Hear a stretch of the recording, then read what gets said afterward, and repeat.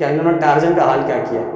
इनको आता नहीं है, परफेक्ट नहीं, इनका परफेक्शन नहीं है गाड़ी बनाने में, पर एक टायर ढीला होने के बाद एक टायर इनका ढीला हो गया था, देखो। सो गाइस, इस वीडियो के अंदर हम इंपॉर्टेंट टॉपिक देखने वाले जो है हमारा एरर। एग्जाम में बहुत बार ये टॉपिक पूछा गया है और कभी कभी इसके टाइप पूछे गए हैं, कभी कभी डायरेक्ट एक टाइप को एक्सप्लेन करने के लिए बोला गया है। तो एरर, एरर क्या होता है? एरर सबसे पहले हम यही देखेंगे एरर क्या होता है। तो भाई एरर वही होता है, जैसे मैं एग्जांपल ले लेता हूं कि मैंने जब घर पे अपना मास मेजर किया तो मुझे पता चला कि मैं 60 केजी, कितना केजी है, 60 केजी है।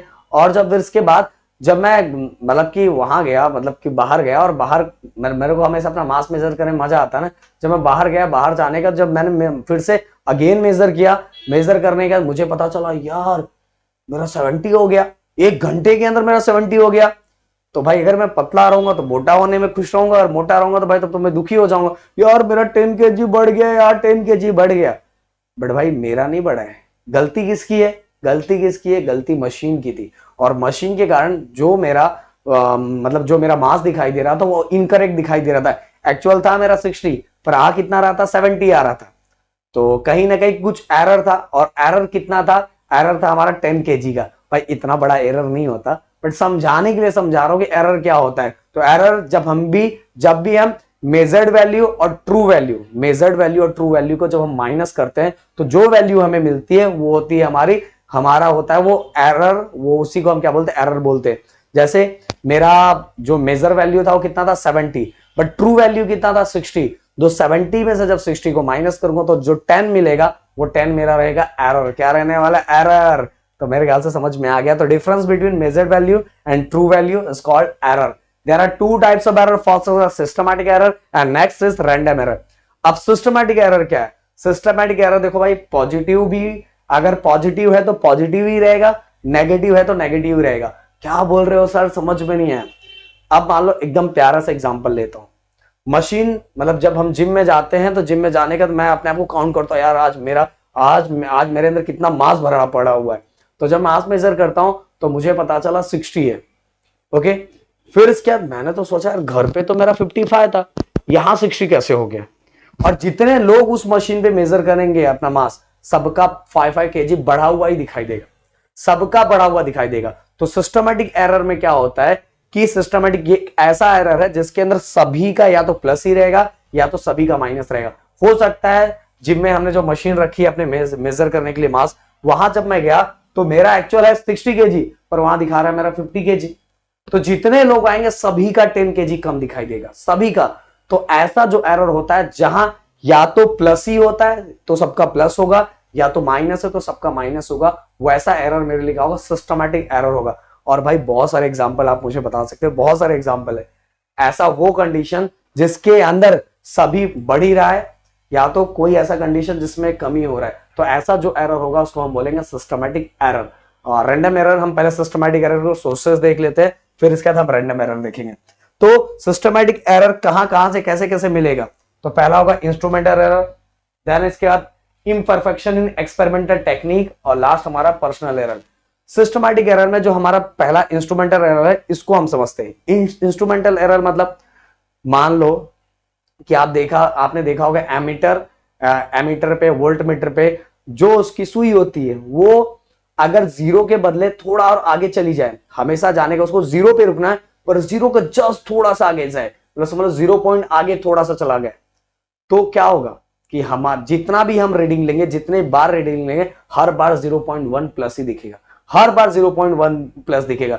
और इसमें हमारा गड़बड़ नहीं है, हम क्या, जो जो इंस्ट्रूमेंट के कैलिब्रेशन में डिफेक्ट आ रहा है, और इंस्ट्रूमेंट के कैलिब्रेशन में डिफेक्ट होने के कारण जो भी एरर आता है उसको बोलते हैं इंस्ट्रूमेंट एरर। उसमें हमारी गलती नहीं है, हमारी गलती नहीं है भाई। किसकी गलती है? मशीन की गलती है। और मशीन क्या कर रहा है? गड़बड़ कर रहा है। और मशीन गड़बड़ करने के कारण हमारी रीडिंग हमेशा क्या है? गलत आ रही है, गलत आ रही है। समझ में? अब चलते हैं दूसरा, इम्परफेक्शन इन एक्सपेरिमेंटल टेक्निक। अब मान लो अभी 10 से 11th में जा रहे हो, आपने वर्नियर, कैलिपर, स्क्रू गेज, ये सभी नाम हो सकता है आप मेरे द्वारा सुन लिए, पर अगर आपने वीडियो नहीं देखा होता तो आप नहीं सुने होते, आप डायरेक्ट जाके कॉलेज में सुनते। और कॉलेज में जब सुनते तो उसको यूज करने का एक टेक्निक होता है, और वो टेक्निक अगर आपको नहीं आता तो भाई उसका लिस्ट काउंट आपको पता रहना चाहिए। ये सभी चीजें, ये सब भी नया लग रहा है, आप जाओगे तो समझ में आ जाएगा, अगर नहीं तो मैं ट्राई करूंगा कि यही आपको करवाने का, बताने का।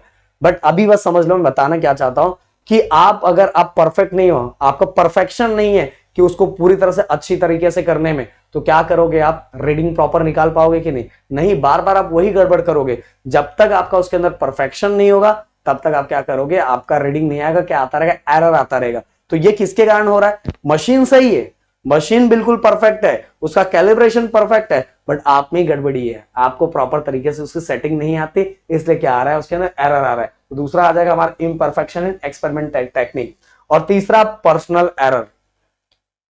देखो भाई, ये दूसरे के लिए तो हम और समझ सकते हैं। देखो अभी क्रम क्रम को ही ले लेते हैं। देखो ये देखो, ये देखो इनके इनके इनके इसका हाल क्या, इन्होंने टार्जन का हाल क्या किया है।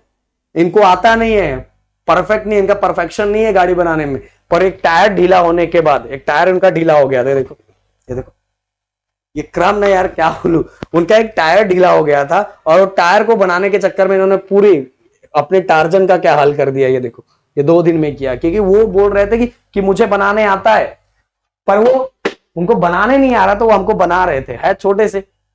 तो वो टायर फिट करने के चक्कर में उन्होंने सभी वायर वायर खोल दिया, क्योंकि उनका परफेक्शन नहीं है, और परफेक्शन नहीं होने के कारण रिजल्ट कैसा मिला, एक तरह से खराब हो गया ना, एरर हो गया, ये भी समझ लो। सो डिफेक्टिव सेटिंग हमें नहीं आ रहा है इंस्ट्रूमेंट में, तो हमने प्रॉपर तरीके से सेटिंग नहीं की जैसा ऐसा जो चीजें चाहिए, इसलिए हमें एरर मिल रहा है। अब लास्ट आते हैं पर्सनल एरर। पर्सनल एरर में बहुत प्यारा है, बहुत मजेदार है कि इंस्ट्रूमेंट का जो कैलिब्रेशन है वो भी परफेक्ट है, हमें सेटिंग करने भी आ रहा है, सेटिंग करने आ रहा है मतलब इंस्ट्रूमेंट की सेटिंग करने आ रही है, हमारा परफेक्शन एकदम परफेक्ट है, हमें बहुत पूरी तरह से आता है। बट भाई हम कर रहे हैं, एक्सपेरिमेंट कर रहे हैं, सुन के तब तक सामने से अचानक में कुछ अच्छी चीज चली गई और हमारा ध्यान हट गया, माइनट कुछ सेकंड के लिए हमारा ध्यान हटा, पर कुछ सेकंड के वजह से ही हमारी रीडिंग क्या होगी, गड़बड़ होगी, और वो हमारे हमारे हमारे अचानक से हुआ। तो ये जो एरर होगा ये पर्सनल एरर होगा। हमें परफेक्शन भी है, हम अच्छी तरीके से बना लेते हैं, मतलब अच्छी तरह से हम उसके पूरे जितने इंस्ट्रूमेंट है उसकी सेटिंग कर लेते हैं, कैलिब्रेशन भी, जो मशीन भी एकदम परफेक्ट है, बट हमारे पर्सनल रीजंस के कारण वो क्या हो गया, गड़बड़ हो गया, क्योंकि हम अचानक देख रहे, अचानक से सामने कुछ अच्छी चीज चली गई और हमारा ध्यान, और तब तक यहाँ या तो टेम्परेचर बढ़ गया या ये हो गया वो हो गया, और हमारा प्रॉपर फोकस नहीं है, और प्रॉपर फोकस नहीं होने के कारण चीजें क्या होगी, गड़बड़ होगी। समझ में आया? तो ये जो एरर आता है वो पर्सनल एरर आता है, कि हमारा प्रॉपर हम केयर से, प्रॉपर हमारा ऑब्जर्वर प्रॉपर तरीके से ध्यान नहीं दे रहा है, और ध्यान नहीं देने के कारण क्या हो गया, गड़बड़ हो गया। समझ में आया? तो ये जिसके कारण होगा उसको हम बोलेंगे हमारा पर्सनल एरर। अब सिस्टमैटिक एरर के सोर्सेस मैंने बता दिया, रीजन क्या था। अब हम चलते हैं रैंडम एरर की तरफ। देखो रैंडम एरर पॉजिटिव भी हो सकता है, नेगेटिव भी हो सकता है। जैसे हमने सिस्टमैटिक एरर देखा, सिस्टमैटिक एरर फिक्स है, अगर एक बार पॉजिटिव हुआ तो सभी का पॉजिटिव होगा, एक बार नेगेटिव हुआ तो सभी का नेगेटिव होगा। बट पर्सनल एरर बहुत प्यारा है यार बहुत प्यारा और बहुत डेंजर भी है। मान लो कि मैं एक्सपेरिमेंट कर रहा हूं, मेरा इंस्ट्रूमेंट भी सही है, मुझे आता भी है, मैं यहां वहां भी नहीं देख रहा हूं, मेरा फोकस मेरे एक्सपेरिमेंट पे ही है, बिल्कुल यही, भले सामने से अच्छी चीज चली जाए, हम नहीं देखेंगे, हम बहुत सकते हैं, हम नहीं देखेंगे, हम अच्छी चीजें देखेंगे, मतलब अच्छा एक्सपेरिमेंट करेंगे, अच्छी चीजें नहीं भाई, एक्सपेरिमेंट करेंगे।